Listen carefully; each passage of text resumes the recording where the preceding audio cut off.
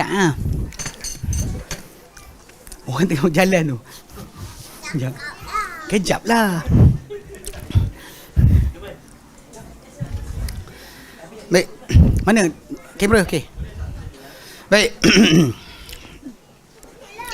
Baik, bismillah wassalatu wassalamu ala Rasulillah wa ala alihi wa sahbihi wa wala amma ba'. Okey, baik. Jadi macam kita sebutkan tadi, persoalan dia adalah laluan. Bagaimanakah orang-orang yang menisbahkan diri mereka kepada para imam yang empat, sedangkan mereka tak ikut imam yang empat tadi pada usul agama atau usul din, asas agama mereka tak ikut, tapi cabang agama mereka ikut. So, jadi kenapa mereka tak rasa bersalah? So awal tadi kita sebut pasal mereka nisbahkan kepada imam-imam tadi kata-kata dan juga pendapat yang imam-imam itu tidak cakap pun sebenarnya sedemikian. So bila dia cek macam Ibn Taymiyah kata, cek balik minta pada mereka dalil, tiba mereka tak boleh nak produce. Okay. Dan contoh diberikan itu macam kes apa, kata-kata yang kata-kata mujmal. Dia kata mereka diiktikadkan dia oleh ahli kalam. Dia kata ini mujmal, kata-kata tadi tak terperinci. Seperti contoh berkenaan penafian arah bagi Allah Ta'ala. Yang saya sebut tadi kan, Imam Qurtubi di antara yang terang-terangan dalam tafsir beliau asingkan terus dan jelaskan bahawa tajuk arah bagi Allah Ta'ala ni ada disepakati oleh salaf. Dia bawa kata-kata ahli kalam, dia bawa kata-kata salaf, dia bahaskan tapi dia munsif. Ini kita panggil apa? Dia Asy'ari tapi munsif. Dia terus terang lah.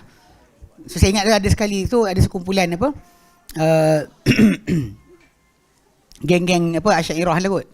Tak tahu dia mazhab apa, tapi dia lepas daripada keluar daripada grup yang ramai-ramai, kita kata ustaz ni masuk. So dia buat satu grup kecil, dia tarik saya dalam tu. Nak ajak debat. Pasal debat dalam grup besar, dia orang tak nampak ruang, grup kecil. Jadi persoalan pertama dibincangkan dalam masalah adakah salaf mengetahui makna? Kan diorang kan kata salaf tak tahu makna, tak tahu cara. Kita kata, salaf tak tahu makna, tak tahu cara. Kita kata tahu makna, tak tahu cara. So tajuk tu lah dimunculkan. Lepas tu dibawa lah kata ni. Saya anda nukilkan saya terus kata-kata Imam Al-Qurtubi tu. Terus tak jadi debat. Tak jadi debat sama sekarang. Duduk senyap dalam grup tu. Baik. Dan sebagainya. Okay, dia kata dan mereka menyangka bahawa daripada benda kepastian akal yang tak boleh dicanggahi oleh seorang yang berakal. Maksudnya apa mereka cuba lontarkan tu, ini adalah logik akal yang tak ada siapa boleh lawan. Patutnya. Sampaikan didapati di kalangan mereka ni menisbahkan pada kata-kata kepada imam-imam yang empat dalam persoalan-persoalan yang besar. Dan memang benda ni kata-kata direka ke atas para imam. Ya, okay, di atas pengambil kiraan bahawa mereka tak menyanggahinya. Para imam tak menyanggahi perkara ni. Dan disebut oleh Syekh Islam Taimiyah kisah salah seorang mereka bila dikata kepada dia, adakah ini dinukilkan oleh sesiapa daripada Imam Syafi'i? Awak cakap ni Imam Syafi'i cakap ke? Maka dia kata tak, okey. Akan tetapi ini dikatakan oleh orang-orang yang berakal. Dan Imam Syafi'i tak menyanggahi golongan berakal. Ni dia kata sebut pada Imam Syafi'i benda Imam Syafi'i tak cakap. Dia tanya dalil tak ada, Imam Syafi'i cakap tak cakap. Tapi Imam Syafi'i tak tolak akal. Dia kata itu. Okey. Ni laluan pertama Kata pada para imam benda imam-imam tak cakap. Kedua. Laluan kedua menyebabkan kenapa mereka kata mereka tak rasa salah bila mereka buat ataupun apa menyanggahi imam-imam pada usul agama. Dia kata apa? Bersandarkan kepada risalah dan juga kitab-kitab yang menyanggahi apa diiktikad para imam. Mereka ambil risalah dan juga kitab yang sebenarnya menyanggahi para imam. Okey, contohnya macam risalah At-Tamimiyain, Abu Muhammad Rizq At-Tamimi dan juga Abu Fadl Abdul Wahid At-Tamimi. Yang seorang mati 488, seorang mati 410. Yang mana kefahaman mereka berdua ni pada hakikatnya bertentangan kefahaman Imam Ahmad bin Hanbal. Tapi diorang duduk pakailah kitab ni. Itu kadang-kadang bila kita tengok balik, kalau perhatikan, bila time diorang cuba produce kata-kata tadi, sumber tu tak betul. Ataupun sumber tadi dia kata ijma' para ulama'. Tiba-tiba tengok dia ambil 500 lebih ke atas. Kita yang soalan yang 100, 200 hijrah mana pergi? Mana pergi orang 100 lebih hijrah? Mana pergi kata-kata mereka? Terus hilang. Tiba-tiba terus. Imam ini berkata, imam tengok 600. 700, 800 Hijrah. Ini masalah sebab kita dah ada yang awal. So diorang cuba untuk larikan dengan bawa kata-kata yang tidak ada kaitan pun dengan imam-imam berkenaan. Yang ketiga, bahawa ditambah pada kata-kata imam atau mereka takwilkan ia dengan apa yang mengubah makna dan juga kehendak daripada kata-kata. Sebagai contoh, kata-kata Abu Hanifah tentang iman yang di mana mereka nisbah kepadanya kata-kata Jahmiyah dalam iman. Dan ini tidak sahih bila kata imam Abu Hanifah. Kerana sebenarnya Abu Hanifah dan para fuqaha menjadikan iman tasdik dengan kalbu berserta penuturan dengan lidah. Dan irja' mereka, bila kata orang ni murji'ah kan di kalangan ahli hadis, sebenarnya mereka hanya mengirja'kan masalah amal sahaja. Amal dia ada perbahasan. Sebab kes dia kan, bila kita tengok permasalahan bila orang sebut menjadi Muslim, yang pertama mesti dengan apa?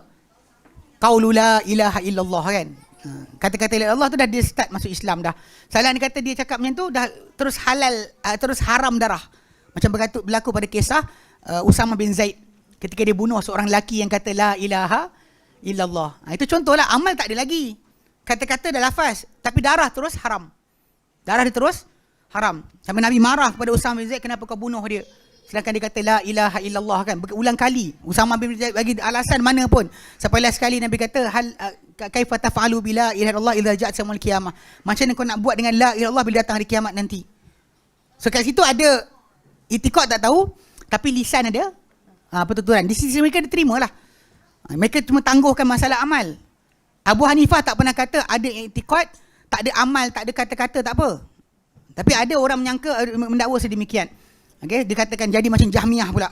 Jahmiyah yang nafikan terus, tak ada masalah. Asal ada iman dalam hati, amal tak ada pun tak apa. Okay, dan berserta dengan Imam Abu Hanifah, berserta dengan tidak diabaikan amal secara menyeluruh. Kalau diabaikan secara menyeluruh, maka tak dikira sebagai iman pun. Okay, baik Di antaranya juga takwilan yang dibuat oleh Ibn Asakir, SWT ampunkan beliau, yang mati 571, terhadap kata-kata Imam Syafi'i yang sabit dalam mencela ilmu kalam dan orang-orangnya. Ini memang jelas. Bahkan macam Imam Syafi'i punya kata-kata berkenaan dengan tasawuf. Kata-kata tu sabit daripada Imam Syafi'i. Bahkan memang dia tinggalkan Iraq kerana di sana dah mula orang buat majlis sama' dengan qasidah-qasidah dan sebagainya nyanyi. Dia tinggalkan Iraq. Tak suka tengok benda tu, dia pergi ke Mesir. Tapi nak ceritakan, memang jelas-jelas dia tak suka. Tapi banyak juga orang masih lagi nisbahkan diri pada Imam Syafi'i, tapi buat amal bukan Imam Syafi'i punya ajaran. Termasuk orang yang golongannya ikut tasawuf dan sufism. Bukan zuhud. Dalam Islam zuhud itu ada, sufism itu bukan. Baik. Benda orang marahlah kata, ustaz ni tolak semua ke? Memanglah kalau benda tu bukan Islam, kita nak terima apa? Baik. Terutama kalau beramal jadi gila. Baik. Okey, baik. Okey, dia kata takwilan yang sabit Imam Syafi'i mencela kalam dan juga ahlinya. Lalu dia dakwa bahawa Imam Syafi'i alihkan kalam tadi kepada ahli bid'ah yang lain. Bukan the whole kalam, dia kata. Sebagai contoh, di antara mereka Hafs Al-Fardi. Hafs Al-Fardi ni nama orang Hafzul Al-Fard. Hafs Al-Fard ni dia punya nama ni, okey. Dia memang ada berlaku perbahasan perdebatan dia dengan Imam Asy-Syafi'i. Dan dia debat Imam Syafi'i berkenaan dengan khalqul Quran. Imam Syafi'i debat dengan dia. Bishr Al-Muraisi pun Imam Syafi'i ada debat dengan dia. Jadi semua orang-orang tersebut, Imam Syafi'i ketika di Iraq dahulu dia bertembung dengan golongan ni. Yang golongan ni sebenarnya menjadi sumber inspirasi pula kepada golongan sufi dan juga golongan ahli kalam. Pelik kan? Tapi yang peliknya kat sini Imam Syafi'i kan, dia kata Imam Syafi'i punya kata-kata cela ahli kalam tadi tumpu pada lelaki ni, this guy. Okay. Dan dikecualikan ilmu kalam yang ulama-ulama Asy'ariyah duk menyelam dalamnya. Okay. Dan namakan yang dikatakan alam kalam tadi adalah yang sebenarnya yang menyerangkan kepada hakikat usul. Itu kalam yang tak dicela. Kalam dicela tu yang orang-orang ahli bid'ah buat, dia kata. Dan ini ditolak pengarang buku kita dia tolak balik. Dia kata pertama adalah kerana kata-kata Imam Syafi'i ini mutlak. Dia tak ada kata ahli kalam mana. Dan bahkan nanti kita baca hukum aku pada ahli kalam umum pada semua, tak ada dia asingkan. Okay, itu dia isytiharkan pada ilmu kalam itu sendiri yang datang dengannya Jaham bin Safwan dan siapa menyepakatinya daripada golongan Mu'tazilah. Okay. Dan kalau sekiranya ilmu itu saja terpuji Nescaya takkan Imam Syafi'i gunakan lafaz sedemikian. Dia bukan jenis bigot. Bigot yang mana masukkan semua. Kan, nampak ni masuk semua. Tak, Imam Syafi'i adalah seorang yang teliti. So benda yang sepatut diterangkan yang teliti. Okey, bentuk kedua, kita jawab balik. Dia kata telah diketahui bahawa Asy'ariyah bersepakat dalam masalah-masalah usul bersama Mu'tazilah. Ni benda yang tak nak diorang cuba nafikan, tapi realiti macam tu. Tu yang baru ni rasanya Ustaz Sobri kot, dia copy paste tajuk berkenaan dengan dari kitab Sayyid Ramadan Al-Buti. Itu dia gariskan apa benda yang sepatut difahami, tapi geng-geng yang baca kitab tak faham-faham apa benda dia nak sampaikan. Saya tak faham kenapa kan. Tapi kadang geng-geng ni kalau kita layan pun masalah dia tak baca kitab. Baca kitab tak reti. So dia dah gariskan kat situ. Kata bahawa apa yang disepakati oleh Mu'tazilah dan Asy'ariyah adalah kalam Allah Ta'ala bukan hakiki. Itu sepakat. Cuma diorang beza kalam nafsi tu macam mana. Diorang berbeza kalam nafsi. Bab kalam macam mana yang diimani oleh salaf, itu tidak diimani oleh Mu'tazilah, tidak juga dipercayai oleh golongan Asy'ariyah. Itu basic sebenarnya. Sebab diorang Asy'ariyah yang mutafalsifah. Kalau balik pada Abu Hasan Al-Asy'ari, mungkin kat situ ada lagi sikit-sikit macam bunyi ke situ. Tapi masih lagi macam Baqilani tadi, dia kata tak. Memang dia orang tak percaya tentang Allah Ta'ala berkata-kata dengan huruf dengan suara. Okay? Baik. Kita lihat sini. Okay. Seperti menafikan sifat-sifat ikhtiariyah. Sifat-sifat pilihan. Allah Ta'ala buat atau tak buat. Dia nafikan. Dan sifat-sifat khabariyah. Seperti ulu. Istiwa. Yang memang sama di antara golongan Mu'tazilah dan juga Asy'ariyah kat sini. Khususnya sesudah marhalah kullabiyah. Setelah mana Abu Hasan Al-Asy'ari follow kullabiyah, itulah kefahaman dia. Kerana itu ada peringkat Asy'ariyah ni disamakan peringkat Asy'ariyah Mu'tazilah. Kemudian Asy'ariyah kullabiyah. Kemudian Asy'ariyah mutafalsifah. Dia ada tahap-tahap dia. Sebab tu banyak orang tak tahu bab ni. Asy'ariyah ni bukan satu. Sebab tu ada benda-benda yang kadang-kadang Asy'ariyah yang kemudian ni nafi kan. Kita rujuk balik Abu Hasan Asy'ari kata ya. Tapi bab kalam tadi tak sama. Memang sama serupa. Memang Abu Hasan Asy'ari pun semua tak terima berkenaan dengan kalam dengan suara. Baik. Dengan makna bahawa Asy'ariyah bersepakat dengan Mu'tazilah dalam manhaj yang mereka lalui, sekalipun mereka bercanggahan pada persoalan-persoalan atau pada sebahagian cara. Sebahagian je. Tapi daripada yang lain-lain keserupaan. Okey. Jadi bagaimanakah boleh untuk Ibnu Asyakir mengecualikan mereka atau membezakan diri dengan mereka? Okey, melainkan apabila dia kata kalau dia cakap golongan mereka ini lebih rendah, lebih sedikit bid'ah berbanding Jahmiyah atau Mu'tazilah. Baru adil. Kalau orang kata kami ni Asy'ariyah ni kami tak seteruk Jahmiyah, tak seteruk Mu'tazilah. Kita setuju. Tapi kalau usul kata ahli sunnah salaf, tak ada ruang. Tak ada keserupaan dekat situ. Kan benda apple dengan limau takkan tak kenal kot. Apple limau. Kalau dia kata apple lai, pun masih lagi beza, tapi dia masih nak cuba kan. Pada asasnya kita kata benda tadi memang bain, memang jelas berbeza. Sebab tu tak boleh berlaku dari situ sebarang kekeliruan. Okey. Akan tapi dia kata maka ya, kata pengarang kita kata ya. Kalau dia kata kurang bid'ah banding Jahmiyah banding Mu'tazilah, ya. Betul. Okey. Maka ya, akan tapi perkongsian terhasil di antara mereka. Ia antara perkara yang menunjukkan bahawa Abul Ma'ali, ditunjukkan oleh Abul Ma'ali Al-Juwaini, Imam Juwaini 487, guru Imam Ghazali, yang dia menolak dalil Mu'tazilah dan menafikan sifat seperti ulu. Sifat ketinggian Allah Ta'ala dinafikan. Sebagai contoh, okay, tapi bukan kerana mereka menafikan ulu tadi. Bukan sebab penafian, tapi kerana lemahnya dalil yang membuktikan kata-kata tersebut. Cik. Okey. Dia bukan sebab kerana ikut salaf, tapi kerana dalil tak kuat. Hujah tak kuat. Itu tajuk asal dia. Okey. Akan tapi natijah kesepakatan mereka adalah nafi ketinggian. Nafi arah. Kan problem kan. Saya kata benda ni memang kita kata tajuk ni yang saya rasa macam dekat Selangor ke dan sebagainya, dia orang tak boleh nak buat sangat. Nak impose. Bab tangan tadi mungkin dia orang pakai tajuk tadi gunakan, walaupun kita dah sebutkan berkenaan masalah tangan lafaz kita faham, tapi kaifiah Allah Taala wallahu alam tak tahu. Kita faham kalimah tak tahu cara. Aplikasi sama macam dengar. Kita dengar, Allah dengar. Tapi Allah dengar dengan maha sempurnanya pendengaran Allah Ta'ala. Tanpa batasan, tanpa sekatan, masa ataupun tempat dan kedudukan. Akan dengar dalam bisikan dan sebagainya. Atas derapan kaki, semut yang kecil. Di atas batu yang licin pada malam yang gelap. Allah Ta'ala akan mendengarnya. Itu asas yang kita kena faham. Dengar, itu dengar. Tapi masalahnya sama ke tidak, tak serupa. Tapi dengar, faham tak? Macam itulah patut kita faham pada semua sifat Allah Ta'ala. Faham kalimah tak tahu, cara. Kita faham kalimah. Tanzih tapi tanpa abaikan. Kita tanzih tanpa abaikan. Ni golongan tanzih tapi dia abaikan, dibuang terus. Okay. Jadi diorang nafikan ketinggian, nafikan walaupun sebenarnya kalau kan ini yang di antara paling mutawatir lah.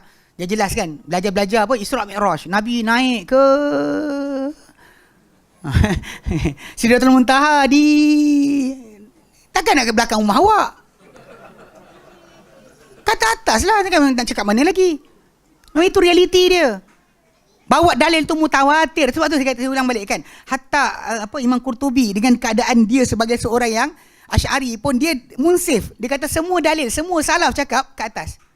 Tak ada seorang cakap tempat lain. Masalah diorang kata masalah nampak Allah Ta'ala ke tidak dan sebagainya, kata-kata Salman Farisi, kata-kata Ibn Abbas kalau dibahaskan, tak ada mengubah tajuk tersebut. Memang Nabi naik ke atas. Kita mati, roh kita diangkat ke atas. Kan doa kita dibawa ke atas. Malaikat turun dari atas. Nak cakap benda lagi? Takkan nak kata bukan pula. Ini sudut yang masalah sikit. Tapi benda ni yang kita kata ni, sama, diorang nafikan ke atas. Alasan dia arah. Tak boleh ada arah. Kalau arah, bertempat. Bertempat dikuasai oleh mass and volume. Mass volume, makhluk. Itu tajuk asal sebenarnya. Konon tanzih. Tapi tanzih tadi membawa kepada ta'til. Sucikan Allah Ta'ala tapi abaikan sifat Allah Ta'ala, ceritakan kepada kita. Okay. Jadi dia kata kiaskanlah di atas itu perakuan mereka tentang sifat kalam. Sama juga. Dia memang Asy'ariyah pun tolak kalam hakiki. Dia kata tak boleh duduk, tak ada suara. Dia cakap macam tu sedangkan tak boleh cakap macam tu sebab balik pada asal Musa bercakap Allah Ta'ala cakap apa benda lagi. Tapi kes tadi pasal dia sama usul dengan Mu'tazilah. So dia follow sama je. Tak boleh ada keserupaan. Tanzih Allah Ta'ala, tapi sampailah sekali taktil langsung. Kerana mereka bersepakat di atas penafian kalam pada hakiki. Mereka cuma bercanggahan dengan Mu'tazilah tentang kalam nafsi. Yang kalam nafsi tu sekarang ke dulu dah cakap. Dia start yang tu. Tajuk asal dia tak boleh ada benda baru. Kalau Allah Ta'ala tak berkata tadi, baru berkata sekarang, maka benda tu baharu. Baharu maka dia makhluk. Habis, buang. Nah, ini masalah yang kita kata tak boleh. Kita faham kalimah tak tahu cara. Kita bukan maksud dia tanzih Allah Ta'ala bila kita kata tak ada benda baharu Allah Ta'ala. Tu ayat yang salah. Alam semesta ni Allah Ta'ala cipta daripada tak ada. Asal tak ada, lepas tu ada. Jadi ada tak lepas tu, sebelum tu ada tak? Tak ada. Baru buat. Baru buat. Lepas tu nak kata apa? Baru. Maka tidak dicipta alam. Habis pula. Okey, itu kedua. Ketiga, laluan mereka untuk justify. Mereka masih ikut para imam. Tak ada langgar.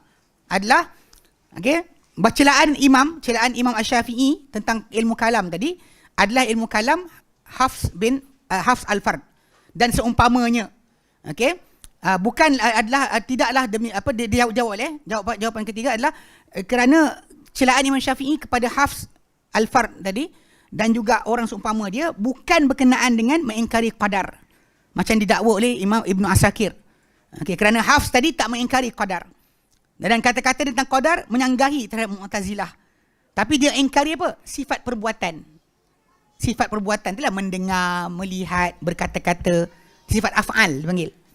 Sifat af'al dia nafikan. Yang dibina atas dalil apa? A'rad. Benda-benda baharu yang mendatang. Benda ni pelik. Kalau tak nak belajar dengan Ustaz Asri. Saya tak ada sangat. Jauhar dengan a'rad ni kan. Benda ini patut apa datang. Ini ada. Barang ni ada. Apa benda yang sifat dan tambahan pada dia. Sifat mendatang tadi dia kata a'rad. Jauhar ada intipati. A'rad tahu benda. Jadi bagi Allah Ta'ala dia kata a'rad tadi tak boleh ada. Kalau ada maksud berubah-ubah. Bertukar. Tadi buat, sekarang tak buat. Tadi sekian ada start. Diorang bahaskan panjang lebar. Yang mana dalil mereka mengingkari adalah kerana apa? Kerana masalah sifat tadi dia nafikan sebab a'rad. Benda ni a'rad yang mendatang. Mana tak buat sekarang buat. Dan ini adalah dikatakan oleh Asy'ariyah sebagaimana diketahui. Sebiji. Basic asal dia adalah daripada Maqulatul Ash kata-kata ataupun disiplin yang diletakkan oleh Aristotle dalam mengetahui kebenaran. What is kebenaran? Ada 10 kaedah. Dia bentang kat situ, itu yang digunakan untuk kononnya beriman dengan Allah Subhanahu Wa Taala. Okey. Di antara yang paling dahsyat mentakwilkan kata-kata Imam Asy-Syafi'i, dan berat sekali lah adalah takwilan Ar-Razi, Fakhruddin Ar-Razi, pengarang kitab Mafatihul Ghaib 606 Hijrah, di mana dia berkata, bila Imam Syafi'i cela ilmu kalam, tengok dia try jawab. Dia kata, adapun kita yakni ahli kalam lah, beriktikad bahawa ilmu kalam ni semulia-mulia ilmu dan seagung-agungnya, dan pada bahawa Imam Asy-Syafi'i ini memang seafdal-afdal mujtahid dan paling berpengetahuan, maka tak boleh tidak kita kena selarikan. Ini ilmu paling agung, ini mujtahid paling berpengetahuan. So macam mana nak gabungkan? Dan cara dia kata lah, kita pikulkan, kita bawakan tuduhan atau kata-kata Imam Syafi'i ini pada ilmu kalam ni di atas beberapa takwilan. Kemudian disebutlah 3 takwilan yang sebenarnya tak ada hujah pun dalamnya, dan dia ada antara berikut 3 benda cara Imam Fakhruddin Ar-Razi dia cuba bawa celaan Imam Syafi'i pada ilmu kalam tadi, dia cuba bawa pada ini jawapan dia. Pertama, bahawa fitnah atau dugaan yang hebat berlaku pada zaman tersebut. Zaman Imam Syafi'i berada tu berlaku perkara-perkara dugaan tentang ilmu kalam ni, dengan sebab menyelamnya manusia dalam persoalan Al-Quran. Mana kalau tak masuk Quran mungkin okey kot. Okay. Dan ahli bid'ah mendapat pertolongan dengan sultan. Walaupun sebenarnya dia cakap ni tak kena, sebab nanti dijawab balik oleh pengarang buku kita pasal fitnah tentang khalqul Quran ni sebenarnya dia terjadi lepas Imam Syafi'i dah mati. Ini benda yang kadang-kadang orang kata Imam Syafi'i jawab lah dengan jari kan. Sebenarnya benda tu ada masalah sikit. Imam Syafi'i betul diheret pergi ke Baghdad, tapi bukan masalah itu. Dia masalah Alawiyin. Kononnya Imam Syafi'i menyokong keluarga Alawi. Pasal kerana Bani Abbas, macam Imam Syafi'i sokong yang keluar daripada dia, kalau sekiranya mencintai Nabi ni adalah Syiah, maka aku Syiah kan, ayat tersebut. Itu keluar sebab itu. Tapi banyak orang duk ceritakan Imam Syafi'i juga terlibat dengan kes ketika Imam Ahmad kena penjara sebagainya tu kan. Sebenarnya tak ada. Dia cerita tu macam campur aduk. Cuma kat sini dia sebut pertama sekali, dia kata pasal orang ramai menyelam dalam permasalahan Al-Quran, dan juga ahli bid'ah mendapatkan pertolongan dengan kerajaan, dengan sultan, dan mereka telah mengerasi buat kekerasan terhadap ahli kebenaran, dan mereka tidak pandang mereka tak memandang kepada dalil-dalil ahli tahqiq. Jadi apabila mengetahui Imam Syafi'i bahawa kajian dalam ilmu ini dan apa yang terjadi pada zaman berkenaan kerana Allah dan tentang Allah, bahkan bukan berlaku sebab kerana Allah, bukan untuk Allah, tapi demi kerana dunia dan juga kekuasaan, tidak peliklah kan dia meninggalkan ilmu kalam dan berpaling daripadanya dan mencela siapa sibuk dengannya. Dia kaitkan dengan masalah kesuasana. Ini Imam Syafi'i cakap yang itu pertama. Kedua, dia kata bahawa celaan Imam Syafi'i terhadap ilmu kalam ni, bahawa dia kata kita alihkan itu celaan tadi kepada kalam yang ahli bid'ah berada padanya. Ilmu kalam yang ahli bid'ah guna. Okey. Demi kerana asal yang mereka gunakan atau bantu dengannya pendapat mereka. Bukannya ilmu kalam tu sendiri, tapi ilmu kalam yang ahli bid'ah buat. Dia kata. Yang ketiga, barangkali Imam Syafi'i ini mazhab dia adalah memadai dengan dalil-dalil disebut dalam Quran dan wajib. Secara wajib dalil dalam Quran tu adalah secara wajib, dan penambahan kepadanya ataupun sibuk pada sempitan yang tiada jalan untuk akal untuk menyelam padanya. Mana benda tu Quran tak buka, kita buka juga nak masuk dalam, itu tidak harus. Dan kerana sebab ini melampau Imam Syafi'i dalam mencela sesiapa yang cuba dalam perkara yang halus itu. Mana perkara halus ilmu kalam ni Imam Syafi'i marah, tak suka. Dia mandai Quran saja. Okey, sekarang jawapan. 3 dia punya hujah, 3 jawapan. Pertama, takwilan yang pertama, bahawa ia semata-mata hanyalah kajian ataupun jangkaan yang tiada dalil di atasnya. Okay, dan dikatakan bahawa tanazzulan ma'ahu. Kita katalah, kalau kita kata sajalah, kita terima dia cakap, sebenarnya dia kata tidakkah dia tahu bahawa Imam Syafi'i ini mencela kalam, dia kata selepas daripada muncul fitnah. Sebab apa? Sebab Imam Syafi'i ni mati 204 sebelum memerintahkan makmun. Untuk di soal siasat semua ulama-ulama, lebih kurang dalam 15 tahun. 15 tahun selepas Imam Syafi'i mati, barulah berlaku berkenaan dengan fitnah khalqul Quran tu. Sebenarnya yang sampai kerajaan gunakan kekerasan, kan Imam Ahmad kena kurung penjara dan sebagainya, kena sebat. Itu ada 15 tahun selepas Imam Syafi'i mati. So, apa kaitan dengan masalah kata-kata Imam Syafi'i cela kalam ni berkait dengan tajuk masalah fitnah? Apa yang tak ada lah. Sebenarnya tu lama. Dah lama Imam Syafi'i mati, barulah timbul tajuk tersebut. So, dia cela kalam sebelum daripada berlaku masalah tadi. Itu pertama. Okey. Dan ada pun apa yang disebut daripada takwilan kedua, maka itu juga adalah jangkaan tanpa dalil ke atasnya. Kerana bagaimana dikatakan sungguh mencela terhadap kalam, bukan terhadap kalam sendiri, tapi kepada bid'ah yang mereka sokong. Gunakan ilmu kalam. Ahli bid'ah buat fahaman, guna ilmu kalam untuk sokong dia punya bid'ah. Okay. Maka kalam juga bid'ah sendiri sebenarnya. Kalam itu adalah bid'ah daripada asal. Dengan dalil keserupaan realiti pada hasil di antara kumpulan-kumpulan yang masuk dalamnya. Kalau kita tengok orang masuk ilmu kalam, sama je. In the end, hasil dia, result dia sama. Walaupun pada asalnya dia kata lain, ujung dia sama. Macam geng-geng kata panggil apa, ikut tarikat. Ujung dia sama. Ujung-ujung ikut pada guru dia lah, tak ikut Nabi. Nah, dia realiti masyarakat, orang tak nampak. Akhirnya amalan tadi bukan amalan Muhammad SAW, tapi amalan guru masing-masing. Tarikat Syatariyah lah, syarikat Tijaniyah lah, tarikat Ilah, semua sekali. Semua akan sibuk dengan amalan masing-masing. Amalan Nabi tak buat. Amalan yang Nabi tak ada ajar sibuk buat. Selawat 25 jenis ada. Kalau pergi dekat Wisma Yakin tu ada satu buku, selawat untuk berbagai upacara. Selawat minta hujan, selawat anak sakit, selawat, semua sekali ada. Saya tengok macam, wah kan. Jadi ini masalah amalan tadi. Dari sudut masalah amalan tadi, diorang akan mula kembang. Walaupun asas dia satu je, apa? Tak itibak kepada Nabi. Satu je masalah dia. Itibak kepada Nabi, selesai masalah. Tapi bila start orang ni ikut ni, semua sekali akan pecah daripada jalan Muhammad SAW. Sebenarnya tu juga masalah kalam. Diorang akan ada macam-macam alasan, tapi berakhir dengan menyanggahi salafus soleh dalam masalah kefahaman. Okay? Dan dari itu, dan daripada itu, keserupaan mereka dalam penafian sifat. Kan nafikan sifat kan? Itu masalah dia. Nafi apa Allah Ta'ala kata tentang dirinya. Itu sudut asal keserupaan. Okay? Semua mereka berkongsi pada itu. Okay, ditambah pada penggunaan mereka, dalil yang sama dalam membuktikan wujudnya Allah. Dan apa pada perkara itu daripada lafaz-lafaz yang rumusan.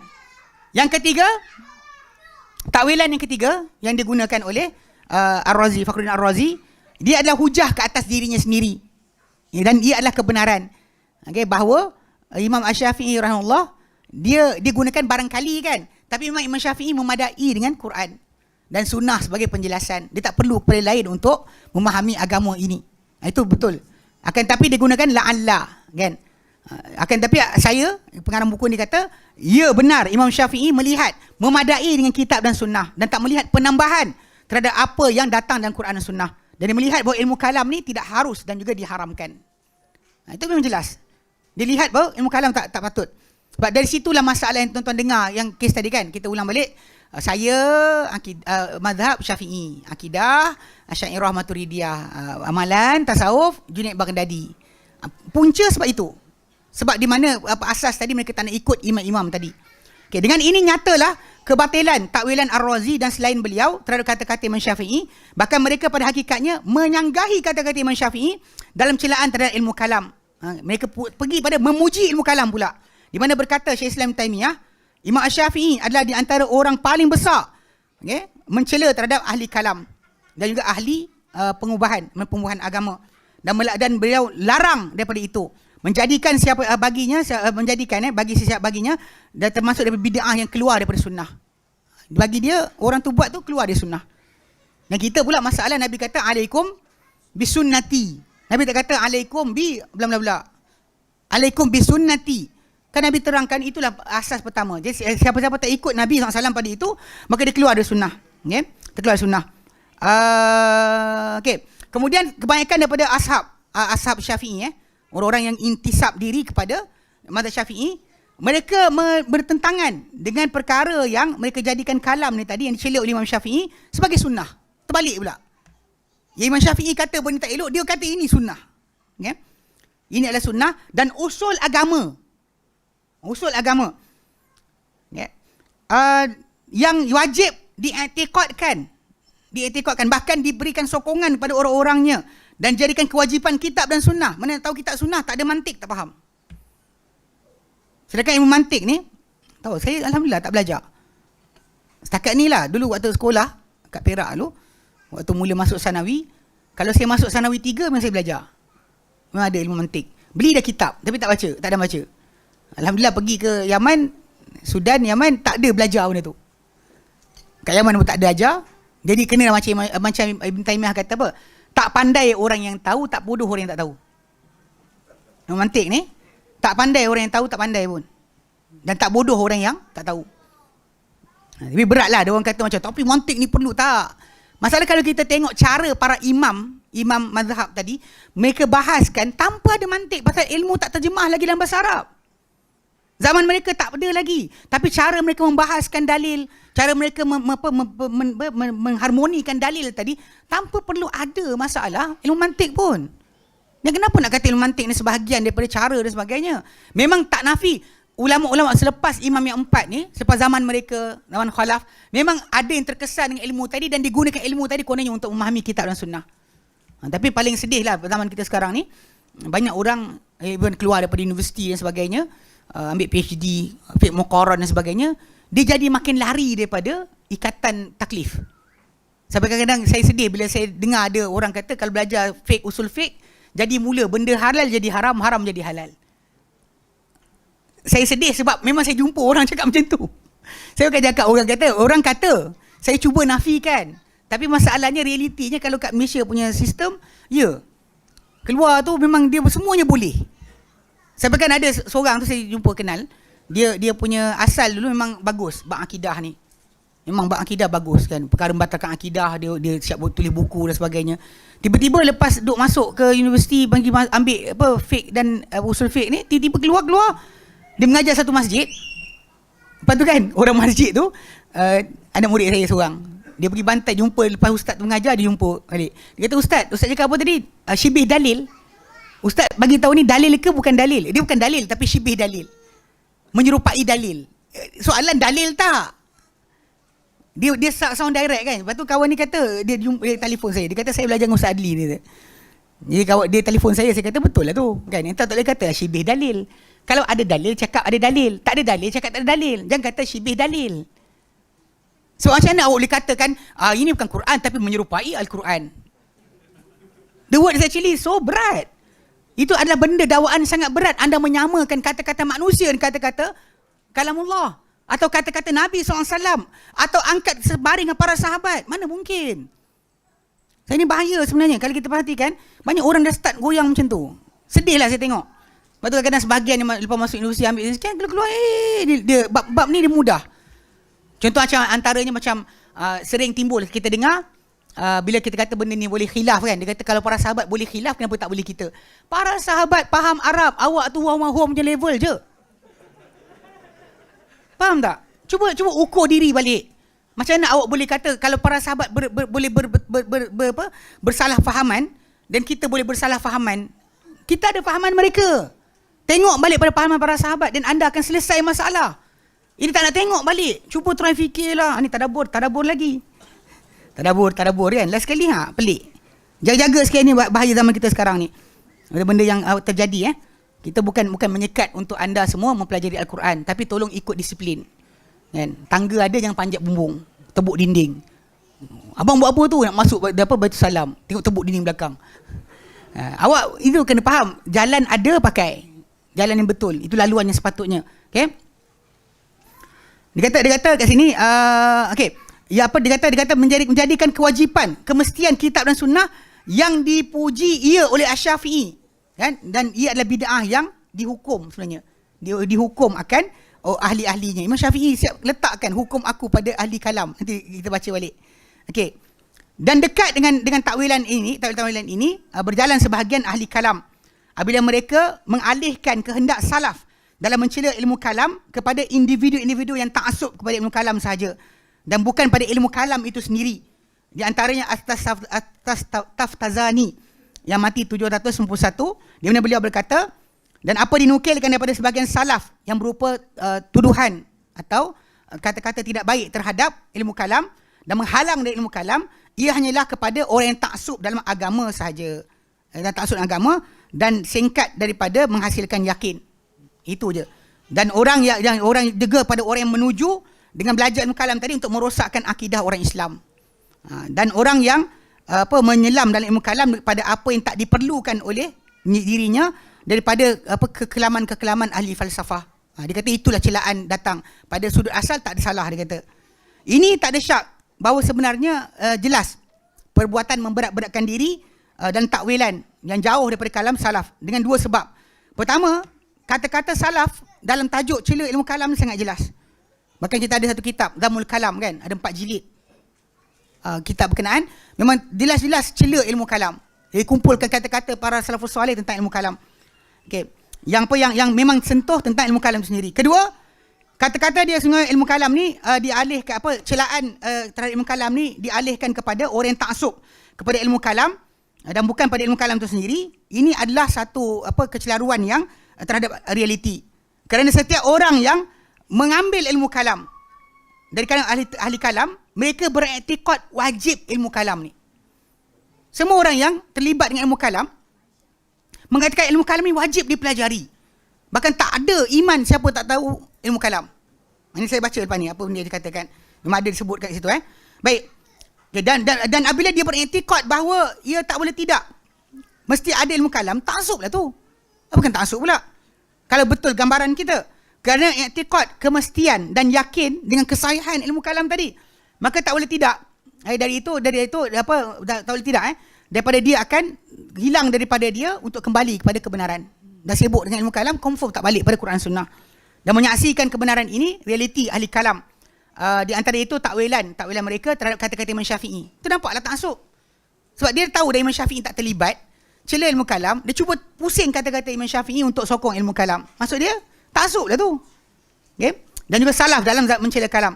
Dan sebaik-baik contoh untuk itu adalah ketaksuban mereka ni, Imam Ar-Razi, 606 Hijrah mati, ketika dia berkata sesudah menyebut takwilan yang telah lalu tentang Imam Syafi'i, disebut 3 kan. Dia kata apa?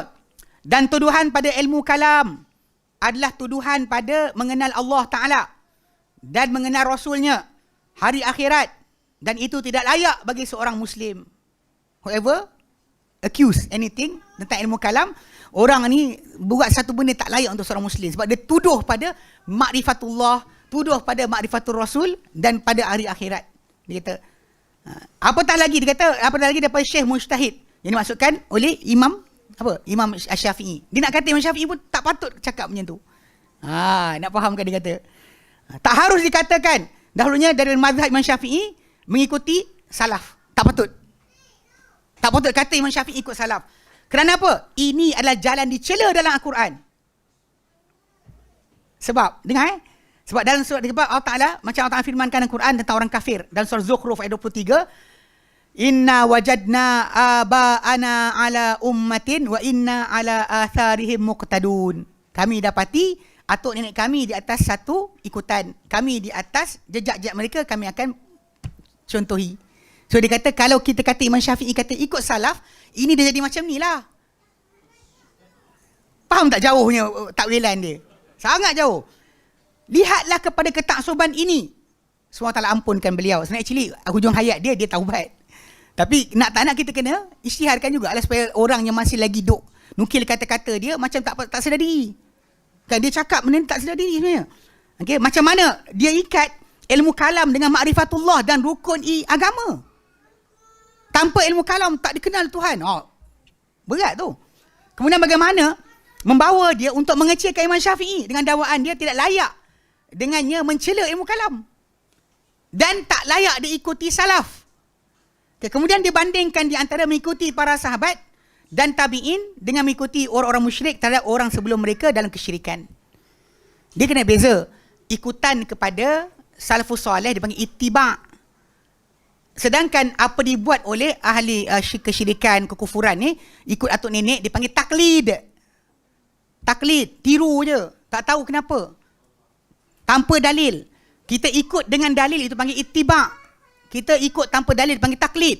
Suatu membezakan anda muqallid atau seorang yang memang mazhab Syafi'i, simple je. Awak tahu dalil tak? Bila awak buat benda-benda ni, Imam Syafi'i cakap, awak tahu tak dalil? Kalau awak tahu dalil, awak ittiba'. Awak ikut. Tapi kalau awak tak tahu dalil, buat apa? Buat je lah. Kenapa angkat jari? Entah tahu. Angkat je. Kalau tahu hadis Nabi, dah hilanglah masa taklid tadi.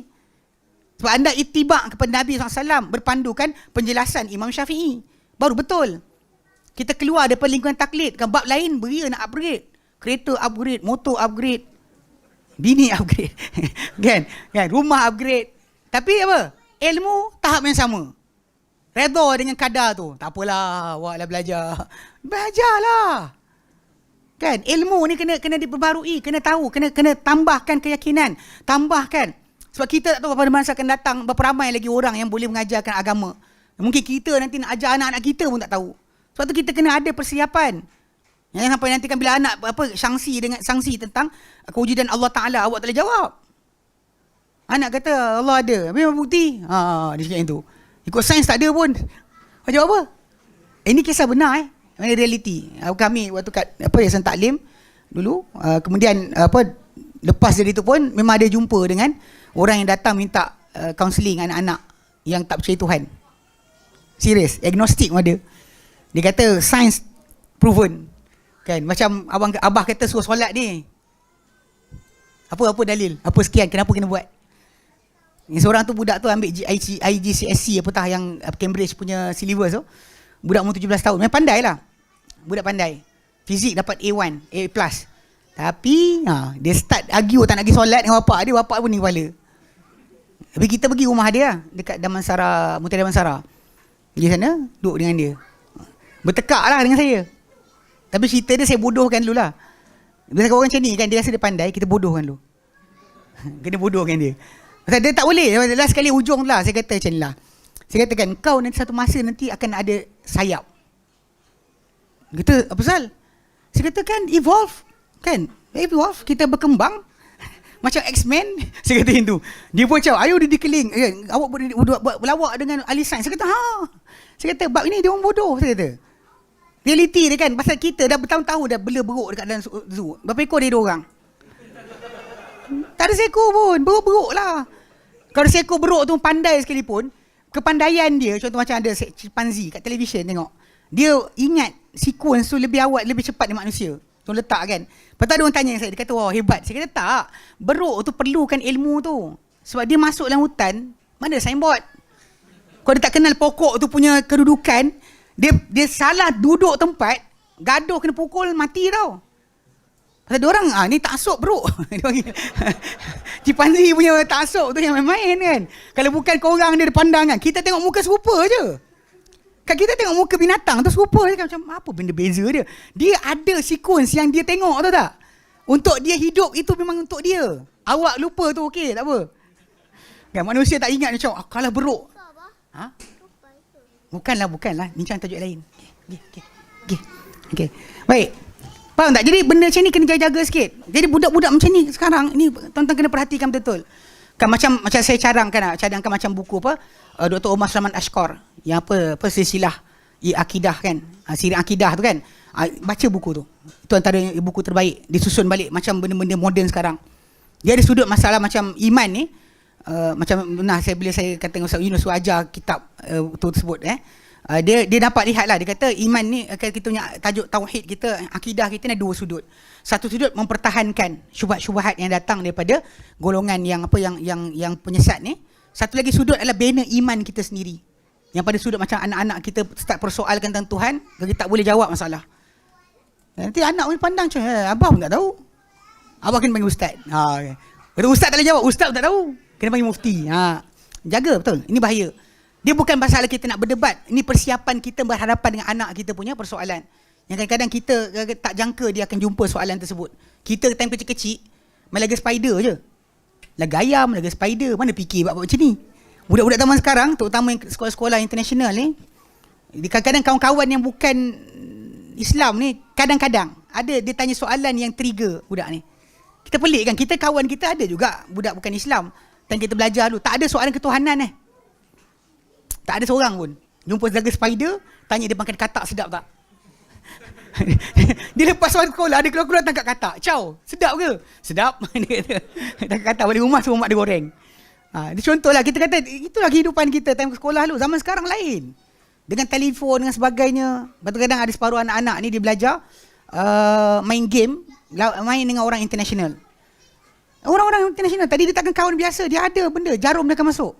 Kita duduk lah tengok kat luar TV, luar ada orang tamu kan. Anak kita dalam tu disesatkan oleh orang. Jaga sikit bab ni. Baik. So dia kata apa?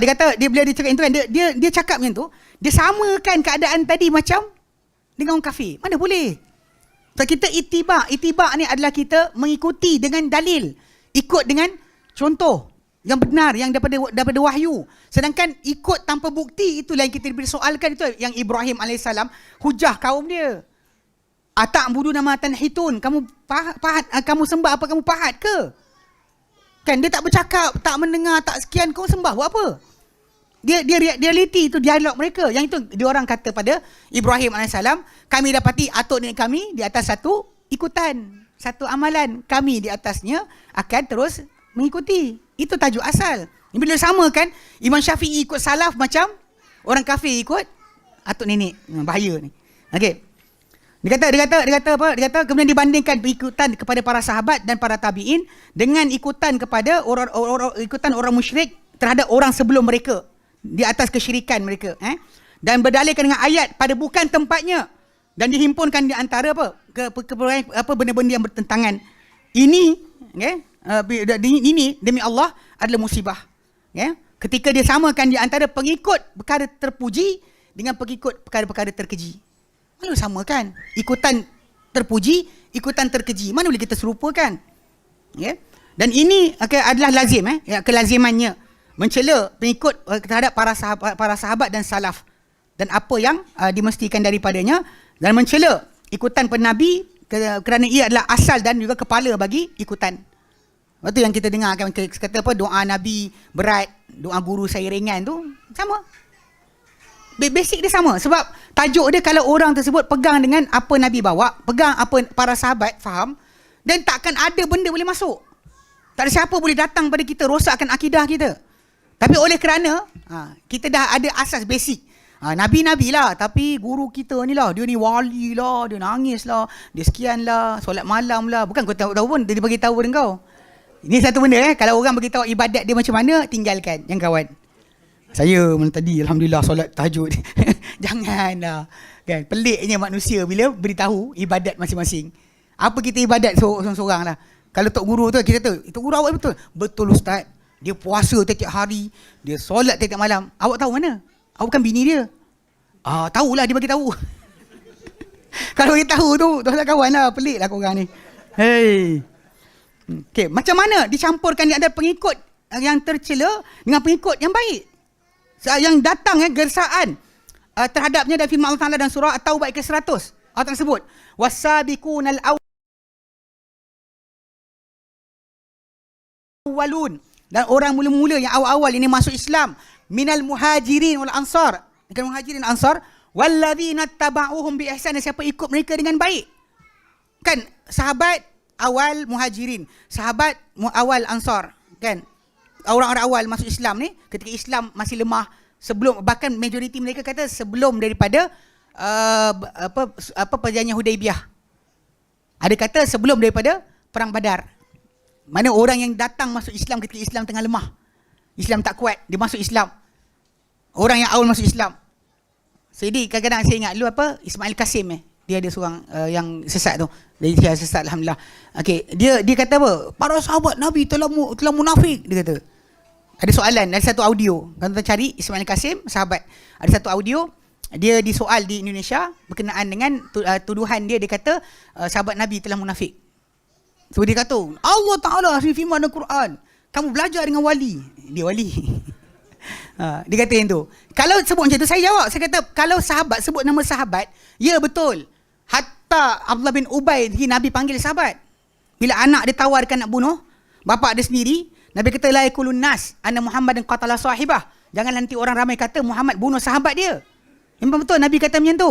Tapi Nabi juga sallallahu alaihi wasallam mengasingkan kedudukan orang yang awal masuk Islam seperti Abu Bakar dengan Khalid bin Walid. Bila Khalid bin Walid bertekak dengan Abu Bakar tentang satu perkara, kemudian dia melampau dan berkata-kata, Nabi kata da'uni ashabi, tinggalkan aku, sahabat aku, jangan kacau sahabat aku, atau jangan kamu cela sahabat aku. Kata-kata ni kepada mula sekali kena adalah Khalid bin Walid. Kerana salah seorang kamu menginfakkan sebesar bukit Uhud emas di jalan Allah Ta'ala, takkan sama dengan sedekah mereka sebanyak ini atau separuh. Tapi kat sini nampak tak Nabi differentiate sahabat yang awal hingga sahabat yang kemudian masuk Islam. Semua sahabat. Tapi masalah ikutan kita dalam surah At-Taubah adalah kepada sahabat yang mula masuk Islam. Sebab tu badui kencing masjid, ya sahabat juga, tapi bukannya kita punya ikutan. Bang, kenapa kencing di masjid? Ada seorang sahabat kencing di masjid. Kau kata bongong kan masalah kan? Betul lah, itu sudut dia. Sebab tu bila orang tu kata ikutan, bahkan ada orang tuduh, dia kata ada sahabat munafik. Saya kata bagi nama. Yang kita ambil daripada dia ilmu agama, bagi nama. Tak ada. Sebab para sahabat Nabi SAW sendiri pun kenal siapa yang boleh diambil ilmu atau tidak di kalangan mereka. Bukan semua orang diambil daripada mereka ilmu. Sebab tu bila Allah kata wasabiqun al-awwalun, orang mula-mula yang awal-awal masuk Islam, muhajirin dan ansar, dan walladzina tabauhum bi ihsan, dan siapa ikut mereka dengan baik. Tiga kumpulan ini radhiyallahu anhum, telah redha Allah Taala terhadap mereka. Ini satu kemuliaan jika anda dapat capai di sisi Allah Taala gelaran berkenaan. Radhiyallahu anhum nak pakai sekarang tak boleh. Kan Ustaz Adli radhiyallahu anhu tak boleh. Kan? Taklah geng-geng ni geng yang sesat pakai je. Yang tak yang tahu. Saya perasan lah benda ni, tajuk dia. Ustaz Fasan ada highlight kan. Dia kata kami asatizah takkan pakai nama ustaz depan nama kami dekat Facebook. Cari kalau ada. Kalau yang pakai Habib ini memang gagal lah. Dia mengaku saya ustaz sekian, gagal. Sebab dia tak pakai nama, dia pakai nama betul je. Bukan, even Dr. Abdul Basit Abdul Rahman kan, dia doktor kan, tak letak doktor pun. Dia tak nama Abdul Basit Abdul Rahman. Kalau orang tu suka angkat diri tu masalah. Ini dia jaga sikit kan, zaman sekarang ni pelik. Semua kan menjadi duit. Kan banyak muka kat YouTube pun duit juga. Tahulah, baik. Okay. Jadi masa dia orang ni radhiyallahu anhum wa radu anhu, dan mereka pasti redha Allah Taala. Wa andalahum jannatin tajri tahtal anhar, akan sediakan untuk mereka syurga yang mengalir di bawahnya sungai-sungai. Khalidina fiha abada, kekal mereka dalamnya selama-lamanya. Zalikal fawzul azim, itu kejayaan paling besar. Itu kejayaan paling besar. Jadi ini ikutan yang Allah sarankan. Ini dalil bahawa kalau orang persoalkan kenapa para sahabat kita kena ikut pemahaman mereka, ini dalil paling kuat, paling mula-mula dikedepankan. Maksudnya ikutan kepada orang lain, tak kira siapa saya tak pakai, selain Nabi dan para sahabat baginda yang awal, dan lepas tu barulah ikut kepada anak murid para sahabat. Maka ikutan kepada para sahabat dan salaf termasuk daripada ikutan yang baik. So ayat yang dikeluar daripada Ar-Razi tadi, semoga Allah ampunkan beliau, adalah salah lah untuk digunakan kata. Tak taksub lagi ke kalau cakap yang tu? Dia taksub lah tu. Dan datanglah hadis Abi Sa'id Al-Khudri daripada Nabi SAW. Baginda SAW bersabda, ya'ti 'alan nasi zamanun, okay, akan datang pada manusia ni satu zaman, yaghzu fi amun minan nas, akan memerangi, berperang sekumpulan di kalangan manusia ni, fayuqalu lahum, lalu dikata pada mereka, fiikum man ra'a sahibi Rasulillah, ada di kalangan kamu ni yang berjumpa dengan orang yang berjumpa dengan sahabat Rasulullah. Okey, fayaqulu na'am, mereka kata ya, fayuftahu lahum, dimenangkan ke atas mereka. Menang sebab dalam tu ada orang yang pernah berjumpa dengan, ada satu riwayat jumpa Rasulullah, pernah jumpa orang jumpa Rasulullah, orang jumpa Rasulullah. Okey, kemudian summa yaghzu fi am minan nas, kemudian mereka berperang, berperang satu kumpulan di kalangan manusia, fayuqal lahum, dikata pada mereka juga, fiikum man ra'a man sahiba Rasulillah, adakah di kalangan kamu ni orang yang berteman dengan orang yang berteman dengan teman Rasulullah SAW? Fayaqulu na'am, dia kata ya, fayuftahu lahum, dimenangkan ke atas mereka. Thumma yaghzu fi amun minan nasi, kemudian akan perang sekumpulan manusia lagi, fayuqal lahum, dikata pada mereka, fiikum man ra'a man sahiba Rasulillah, ada tengah korang ada tak orang yang berteman dengan orang yang berteman dengan Rasulullah?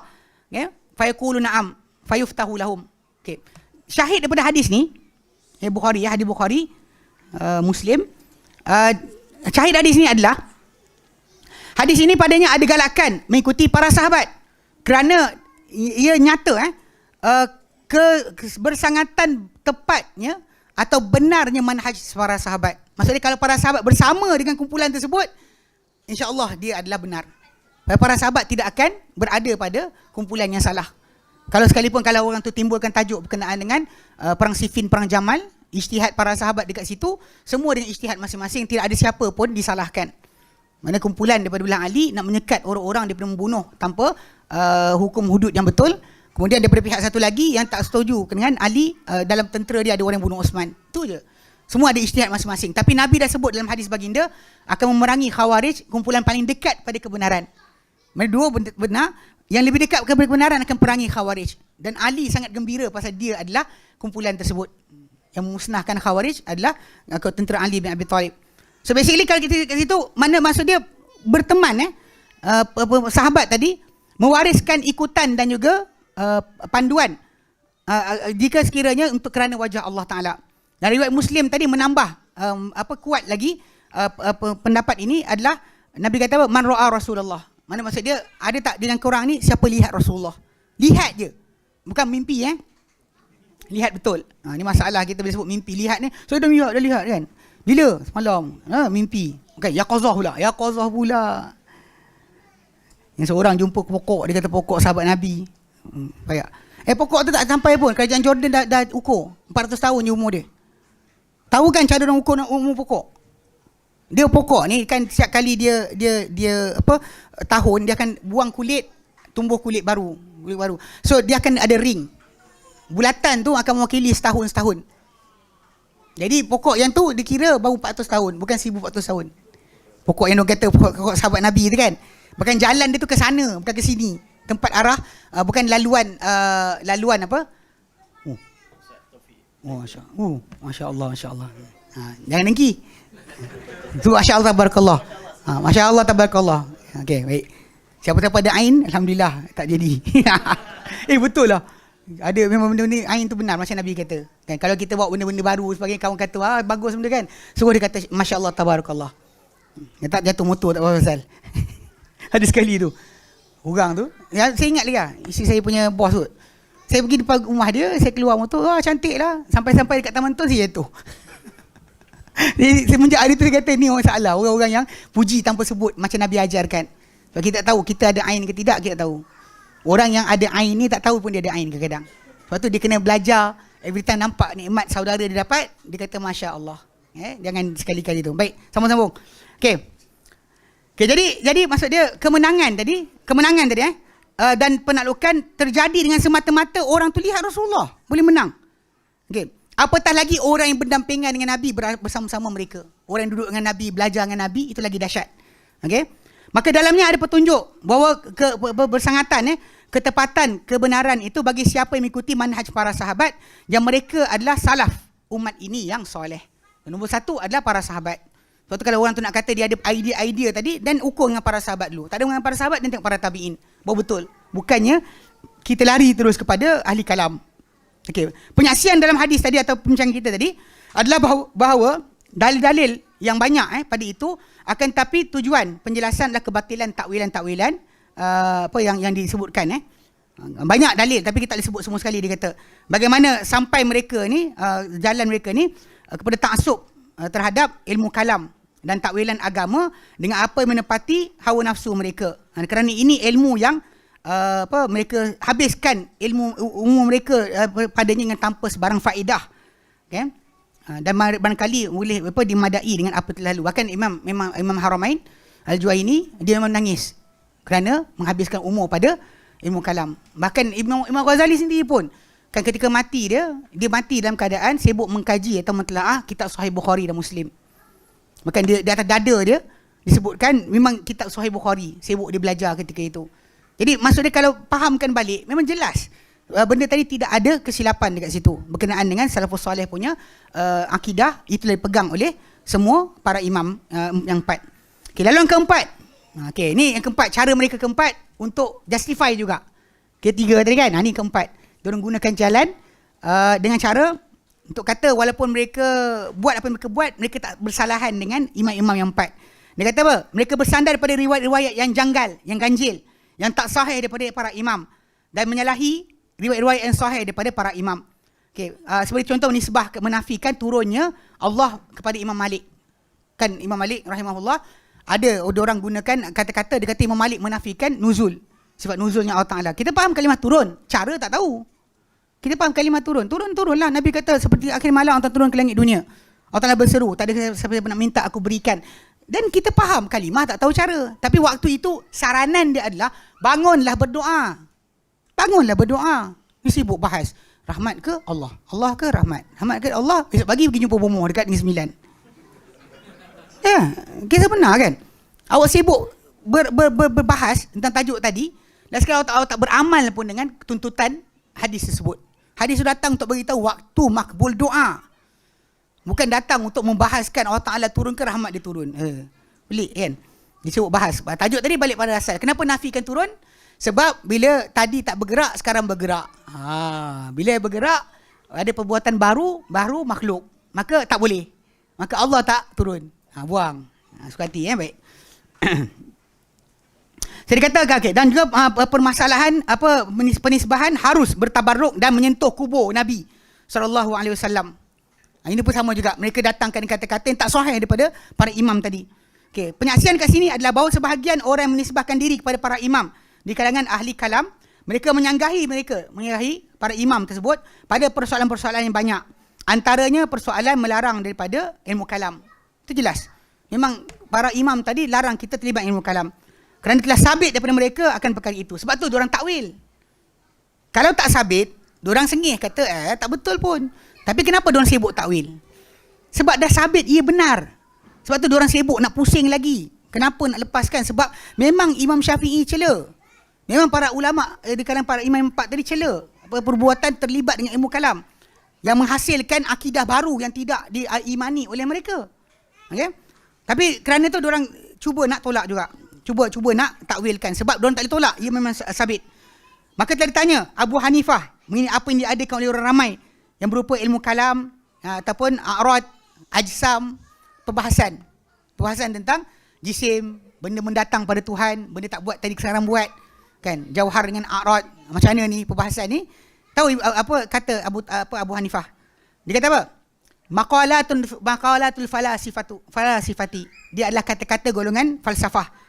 Alaika bil ayati wa tariqatil salafi. Hendaklah engkau berpegang dengan ayat dan juga jalan salaf. Wa iyyaka kullu muhdatsatin. Jauhilah engkau akan setiap yang diada-adakan. Fa innaha bid'ah, ia adalah bid'ah. Ini kata-kata Imam Abu Hanifah sendiri. Ini semua ni mukadimah Dan berkata Imam Malik pada orang yang masuk terlibat dengan ilmu kalam. Dia kata apa? Ara'aita in ja'a man huwa ajdala minhu ayada'u dinahu. Kau nampak tak? Kalau sekiranya datang pada orang yang sibuk ilmu kalam ni, orang yang lebih kuat berjidal, kuat debat banding dia, adakah dia akan tinggalkan agama dia? Sebab dia base, kalau kita pakai dalil, tak boleh keluar dah. Tapi kalau pakai kepada logik, dia akan sentiasa bertukar. Jadi kata adakah ketinggalan? Setiap hari, kullu yaumin lidinin jadid. Setiap hari ada agama baru. Hari ni ikut agama ni. Besok kawan ni kalahkan dia, ikut agama si. Last sekali mana Islamnya? Semua orang ada agama masing-masing, tapi tak ada agama Muhammad SAW. Okay. Dan berkata Imam Syafi'i, ni yang kita sebutkan tadi kan. Hukmi fi ahli kalam. Hukumku pada ahli kalam. An yudrabu bil jarid. Dan mereka disebat dengan pelepah tamak. Wa yutafu bihim fil asyairi wal qabaili. Dibawa mereka, diarak mereka ni pada kawasan bandar dan juga perkampungan. Wa yuqalu, dan dikatakan hadza jazaa'u man tarakal kitab wa sunnata ilal kalam. Ini balasan orang yang meninggalkan kitab dan sunnah pergi kepada kalam. So dia sendiri kat situ dia jelas. Kita tak suka. Kan? Wa qala, dan dia kata lagi, ma taradda ahadun bil kalami fa aflaha. Tidak pernah orang menjunam dengan sebab ilmu kalam lalu kemudian dia berjaya. Tidak sekali-kali, kata Imam Syafi'i rahimahullah. Dan berkata Imam Ahmad, la yuflihu sahibu kalamin abada. Takkan berjaya pemilik ilmu kalam ni selama-lamanya. Orang ilmu kalam selamanya. La takadu tara ahadan nazara fil kalami illa wa fi qalbihi daglun. Tidak, hampir-hampir tidak kau lihat sesiapa yang memandang pada ilmu kalam melainkan dalam hati dia ada kerosakan. Ada dagl. dalam hati dia. Ini kata Imam Ahmad bin Hanbal. Semua ini adalah kata-kata dan selainnya banyak menunjukkan kepada petunjuk yang nyata ke atas celaan mereka, itu para imam tadi, kepada ilmu kalam dan persoalan-persoalan ilmu kalam, dan berlepas diri mereka dan sahabat-sahabat mereka yang mengikuti terhadap jalan mereka daripada orang-orang ahli kalam, serta orang menisbahkan diri kepada mereka. So lepaskan diri, tak nak. Diorang tidak ada ruang dekat situ untuk duduk bersama kumpulan ini. Bagi mereka tak nak, nothing. Okay? So itulah habis kita punya mukaddimah. tajuk sebenar kan, kita hampir separuh buku lah. Buku ni dalam buku surat dalam 111 muka surat, 112 muka surat kan, 13. Kita habiskan tadi dalam lebih kurang dalam 50 muka surat. 50 muka surat Jadi dalam pembincangan kita tu, ini yang dia detailkan tentang contoh macam akidah Imam Abu Hanifah tentang Allah, kata-kata dia tentang pembahagian tauhid, kata-kata Imam Abu Hanifah tentang rububiyah, asma' dan sifat setauhid uluhiyah. Kemudian kata-kata Imam Abu Hanifah tentang baki rukun-rukun iman, kata-kata Abu Hanifah tentang persoalan iman, kata Abu Hanifah tentang sahabat dan juga imam. Itu juga pecahan yang sama akan jadi pada Imam Malik, kemudian pada Imam Syafi'i dan Imam Ahmad. Dia asingkan satu persatu pada setiap imam tadi dengan tajuk dia. So insyaAllah kalau kita ada rezeki lain, kita akan jumpa, mungkin saya sambung bahagian itu. Tapi pada sudut asal, isi kandungan buku ni yang penting tentang pemahaman kan. Bila orang tu kata saya mazhab Syafi'i, akidah Asy'ariyah Maturidiyah, kita fahamlah dari mana dia datang. Benda ni semuanya lepas daripada zaman 500 Hijrah ke atas. Bukannya sebelum tu. Sebelum tu tak ada. Kalau orang tu ahli kalam. Kalau orang tu ikut Jahmiyah. Habis cerita. Tak ada macam saya Syafi'i, mazhab Jahmiyah, akidah. Tak ada. Tak ada takkan ada. Tak wujud. Tak wujud sebarang deklarasi sedemikian. Okey, baik. Wallahu a'lam. Mungkin buka soalan kot. Kalau ada soalan. Letih dah kot. Letih dah kot, bolehlah kita balik. Ada soalan? Ni kopi ni kena minum panas-panas kan? Sejuk kan tak sedap. Ya, saya. Sila. Fadal.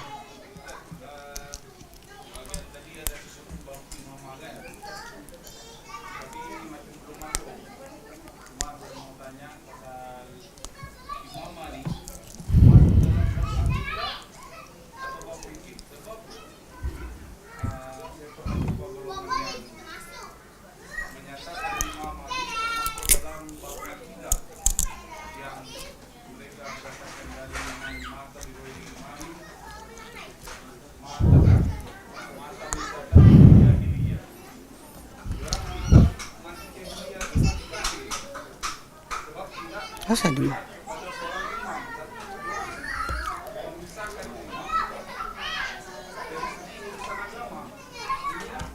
Bismillah.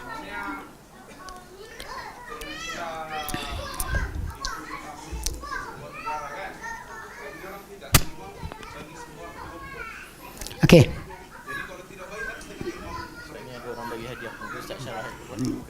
Okey, baik. Okey, tengah sini. Jadi kawan kita tanya soalan masalah imamah yang kita bincang lagi sebenarnya. Dan memang pengarang buku kita kebetulan dia masukkan. Kalau ikut kepada semua yang sebelum daripada beliau, tak pernah bincang tajuk ni. Okey. Dia sebut dua benda sebenarnya. Bukan hanya setakat imamah sahabat sekali. Kedudukan dua sahabat. So, masalah kedudukan sahabat Nabi SAW dan kedudukan kepimpinan. Okey, adakah dia sebenarnya masuk fiqh ataupun masalah akidah? Okay, yang dimaksudkan dengan masalah akidah tadi, dari sudut masalah keimaman tadi, untuk mengasingkan kita daripada Syiah, daripada sudut masalah kefahaman mereka tentang keimaman. Jadi para imam-imam mazhab yang empat ni tadi, mereka tak ada masalah siapa naik. Macam Nabi kata, wa in ta'ammara alaikum abdun habashi, sekalipun jadi ketua ke atas kamu hamba Habsyah. Sedangkan dalam Syiah punya fahaman, imam tadi mesti daripada keturunan Ali bla bla bla bla, dia akan ada jadikan akidah, faham tak? Sedangkan pada sudut para imam tadi, diorang tidak melihat sedemikian. Bagi mereka macam saya sebut kan, Imam Ahmad bin Hanbal kan, bila naik kerajaan Abbasiyah seksa dia pun, dia masih lagi suruh taat. Suruh taat lagi. Tak pernah disuruh untuk doa. Bahkan memang ada di kalangan teman-teman dia kata doa je lah. Pasal Imam Ahmad bin Hanbal terkenal doa makbul. So, dia kata doa je. Tapi dia tak lihat mendoakan kemusnahan pada pemerintah tadi sebagai tajuk yang patut dilakukan. Bahkan dia kata dia harap kerana kebetulan zaman dia kena seksa tu, imam-imam atau pemerintah tu daripada keluarga Abbas. Kan keluarga Bani Nabi. Jadi harap dengan tidak ada doa tadi, aku dapat syafaat di sisi Nabi SAW. Itu contohlah. Kan dalam masa yang sama, kalau kita lihat dalam Al-Quran dan surah Ali Imran ayat yang ke-26. Allah Ta'ala katakan, Qulillahumma malikal mulk. Ya Allah, engkau raja segala kerajaan. Tu'til mulka man tasha'. Engkau beri kerajaan siapa yang kau nak. Wa tanzi'ul mulka mimman tasha'. Engkau cabut kerajaan siapa yang kau nak. Wa tu'izzu man tasha'. Engkau mulia siapa kau nak. Wa tudhillu man tasha'. Engkau hina siapa kau nak. Biadikal khair. Di tanganmu lah.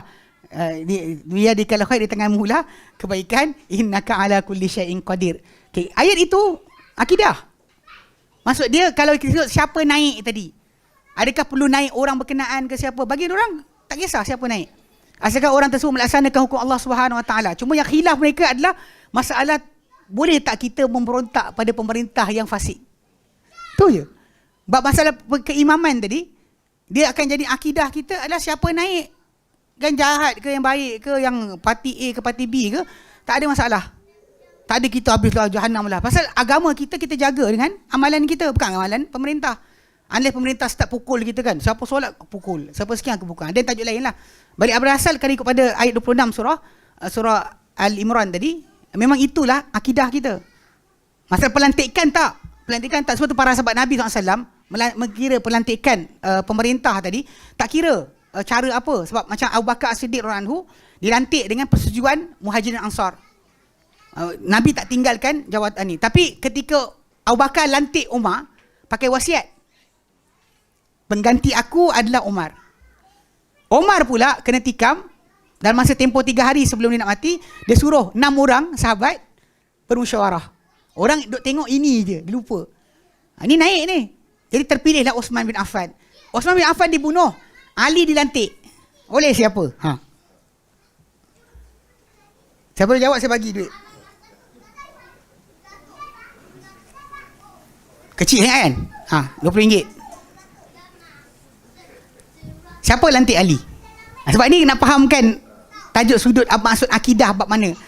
Ali dilantik oleh siapa? 5, 4, 3, 2, 1. Selamat duit. Okay. Dilantik oleh pembunuh Osman. Orang yang bunuh Osman, diorang lantik Ali. Ni yang sebab spark tu. Kenapa tiba-tiba orang balik haji, tengok-tengok, Osman mati. Betul, Ali naik.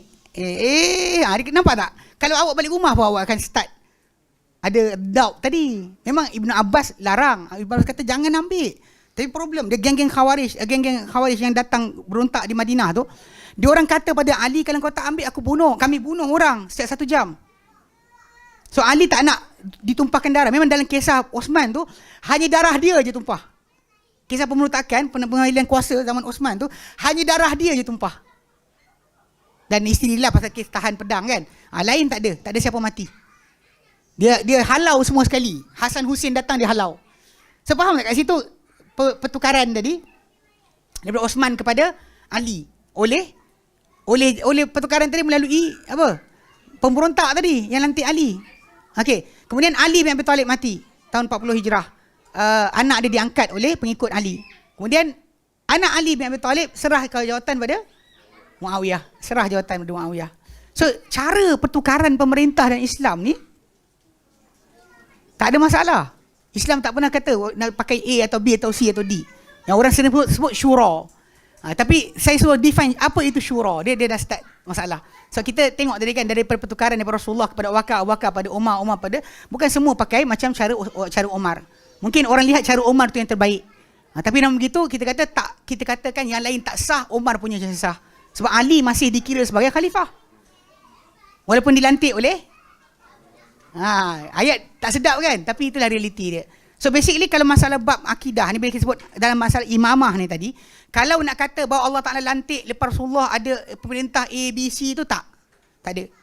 Tapi dalam masalah ketaatan pada pemerintah ya, para imam tadi tidak ada dalam diri mereka ni sebarang tajuk untuk kata jatuhkan pemerintah, kena tak suka dengan pemerintah ataupun cara. Itu tajuk asal lah.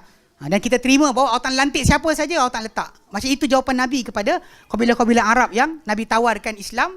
Tapi mereka kata kalau kau tak ada nanti, siapa dia pegang urusan? Nabi kata awak tak letak urusannya pada siapa yang dikehendaki. Tak nak, dia kata. Kalau kau kata kami dapat kuasa, baru kami ambil engkau. Kan itu yang Nabi jawab pada mereka, kami tak nak, tak payah. Hawazin, Ghatafan, kumpulan tersebut datang, Nabi cakap macam tu. So basically bab pemerintahan ni yang kita kena define dalam buku ni, yang lebih ditumpukan adalah masalah boleh tak kita memberontak pada pemerintah yang fasik. Itu tajuk asal yang dia akan bincangkan nanti insya-Allah. Kalau kod lah ada rezeki lah, bila tak tahu kan. Kita akan ada mungkin separuh lagi buku ni kita boleh baca lagi insya-Allah. Okey? Jelas? Ada sila. Bagi setiap Muslim. Okey, adakah bai'ah kewajipan setiap Muslim? Kalau anda kata orang tersebut kan, dia boleh diwakili. Contoh dalam keluarga kita, kita wakil keluarga kita. Maka kita seorang je lah. Yang lain tak payah. Cuma masalah adakah wajib? Kaedah wajib tadi. Macam mana kita kena angkat tangan ke, pergi sekian, jumpa salam seorang-seorang ke? Itu tajuk asal yang kita kena define sikit. Sebab zaman kita sekarang ni tidak seperti zaman dahulu. Yang biasa bai'ah yang asal, ketua kabilah je datang. Normally ketua kabilah tu datang mewakili semua anak buah dia beri taat setia pada pemerintah yang ada. Macam kat Yaman dulu, ketua kabilah tu datang jumpa presiden, kami setuju dengan kau sebagai sekian. Arab macam tu juga. Arab Saudi macam tu juga. Ketua kabilah kan datang. Bukan every each person. Bukan. Macam mana sampai sekarang masih lagi. Sebab tu dia kabilah ni, sistem kabilah ni dia berlainan sikit. Itu macam zaman para sahabat Nabi dahulu, dia orang ulama, dia orang umara. Dia orang ketua, dia orang ulama. So actually basic dia sama. Cuma zaman kita sekarang ni kadang-kadang ada ulama tapi tak ditaati. Ada orang tu hampir gila perangai tapi ditaati. Perangai hampir tapi orang dengar cakap dia. Orang ni ahli hal wal aqdi, dia kena taat setia pada pemimpin, lalu semua pengikut dia ikut. Itu dia boleh jadi dengan keadaan tadi. Bahkan dalam negeri ni Islam, umat Islam, kalau dia kata orang bukan Islam pun dia ada ketua dia tadi. Bukan semua orang ketua dia tadi menjadi wakil. Macam Nabi buat perjanjian dengan golongan Yahudi keliling Madinah untuk perdamaian kan. Itu pun sama dengan ketua mereka. So normally ketua, kalau zaman sekarang saya ingat lu kat Yaman, dia ketua kabilah. Ketua kabilah, orang yang ditaati kata-kata dia oleh ramai. Orang tu lah ahli hal wal aqd. Maka kerajaan akan panggil mereka ni untuk buat keputusan dan sebagainya. Tapi kena ingat, dalam Islam bila ahli hal wal aqdi dalam syura ataupun sebagainya, dia cuma diambil pendapat. Keputusan akhir kembali kepada pemerintah. Dalam Islam, memang pemerintahan totalitarian. Maksud dia, pemerintah tu dia punya keputusan dia seorang. Orang kita tak suka, dia kata tak demokrasi. Ya, dalam Islam tak ada demokrasi. Bakal ikut macam tu. Dan masalah Abu Bakar, ketika mana dia nak hantar tentera, kan, tentera Usamah bin Zaid, kan nak keluar kan Nabi wafat, diorang stop. Abu Bakar benda pertama dia buat, dia keluarkan tentera tu. Ketika tu para sahabat majoriti tak setuju. Ketika Nabi hidup, diorang anggap Nabi suruh budak 17 tahun kepalai tentera. Yang belakang tentera tadi, semua para sahabat yang besar, dia 17 tahun. Diorang anggap tu wahyu. Tapi bila Abu Bakar memerintah, dia jalankan juga. Bila orang kata kenapa? Dia kata, aku takkan turunkan panji yang Nabi angkat. Tapi ketika tu dia ikut tak cakap majoriti? Tak. Ikut majoriti cakap, dia tak boleh buat. Termasuk ketika dia perang dengan orang yang tak bayar zakat. Umar antara yang oppose. Umar tak setuju. Umar kata kan, ada orang masih solat. Sebab tu, dia kata, aku akan perangi siapa pisah solat dengan zakat. Sebab dia cakap ni sebab apa? Sebab diorang tu solat tapi tak nak bayar zakat. Dia keluarkan tentera. Kan Nabi tak pernah keluar tentera. Dia keluar tentera.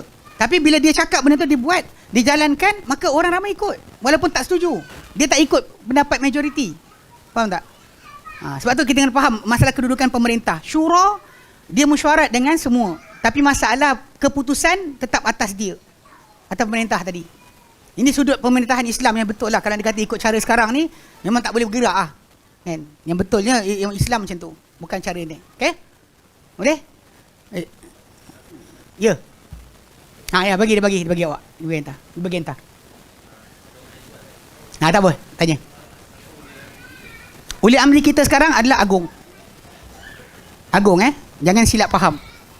Perdana Menteri kita yang sebagainya, ini bukannya ulul amri yang atas sekali.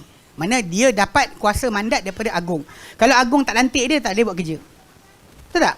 Katakanlah dia datang, kami nak jadi raja, kami jadi Perdana Menteri, kan? Kemudian agung kata tak mau. Tak mau. Macam menteri-menteri besar. Negeri-negeri kan, menteri besar kan. Sultan tak nak. Nak gimana? Tukar, bagi calon lain sampai sultan setuju. Benda tu adalah sebenarnya yang asas kita agung, raja, itulah ulul amri kita yang sebenar.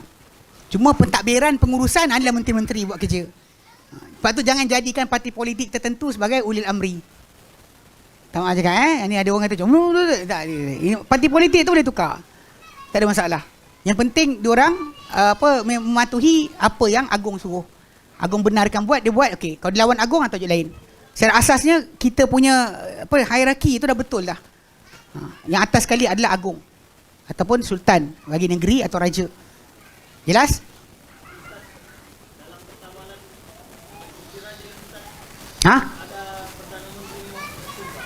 Macam mana pertabalan?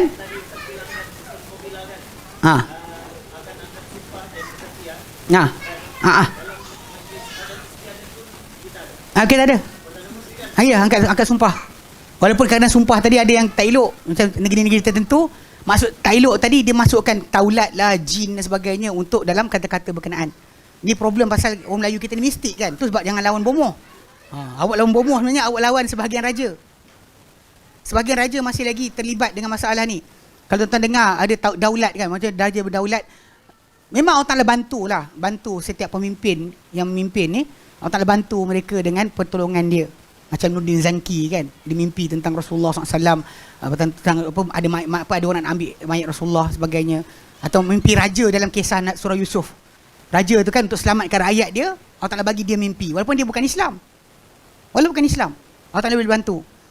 Tetapi untuk memikirkan bahawa raja-raja ni ataupun sultan-sultan ni ada daulat. Kalau daun cakap kita tulah, kita akan sekian-sekian, itu bukan. Sebab balik pada asal, ada orang lagi patut kena tulah. Contoh macam Osman bin Affan, menantu Rasulullah 2 kali kan, guru Al-Quran, orang yang banyak menyumbang untuk Islam, tapi masuk dalam rumah dia pemberontak, tak ada pun berenang, tak ada berenang tu. Kan dia orang kata kalau buat ayat Quran sekian kan berenang masuk. Tak ada perlindungan untuk dia. Allah Ta'ala bagi. Mana Allah Ta'ala jaga kita harus sahaja. Kita wajib minta tolong Allah Ta'ala untuk lindung diri kita. Tapi kadar Allah Ta'ala bagi, itu terpulang kepada Allah Ta'ala punya kebijaksanaan. Dia tahu apa yang patut, apa yang tidak. Kalau ditakdirkan kita untuk musnahlah kita walau apa keadaan sekalipun. Sebab tu kadang-kadang kita bayangkan macam orang kita kan, macam lupa Sultan Mahmud mangkat di Julang. Sultan tu sumpah, anak maintan kalau pijak muntah darah. 7 keturunan tak boleh masuk. Itu kadang-kadang sebahagian tu bukan kerana karamah ataupun ma'unah, tapi ia adalah jin. Lebih pada jin. Masyarakat Melayu kita suka jin kan. Itu masalah. Okay, baik. Alhamdulillah, kita sampai dah penghujung pada kelas kita. Enjak ni buat apa ni? Buku ni. Okay, ada jemaah bagi hadiah. Buku pertama, Kompas Umat Akhir Zaman, Bina Akhlak Berdasar pada Akidah Hari Pembalasan. Oh, bagi je, bukan suruh iklan. Okay. Nama Nabi SAW, Himpunan Sifat Gelaran Rasulullah SAW. Okay. Tak apa, orang bagi buku. Buku ni macam buku telaga. Telaga. Buku telaga. Telaga biru. Yang kadang-kadang campur-campur aduk. Ada benda elok, ada tidak. Baik. Dah tak cakap kan kau tak tahu. Jaga sikit. Jadi buku-buku tu kadang ada separuh tu dia tak ikut manhaj salaf. Ada yang dia ikut manhaj.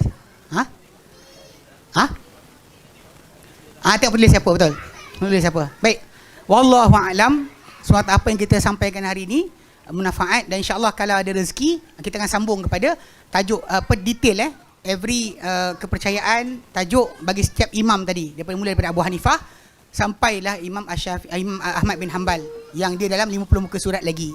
Ni 50 muka surat akhir baca tadi, 50 surat lagi. Ya, insya-Allah kita akan sambung kalau ada rezeki. Wallahu a'lam. Wa sallallahu ala Muhammadin wa sallam, alhamdulillahirabbil alamin. Assalamualaikum warahmatullahi wabarakatuh.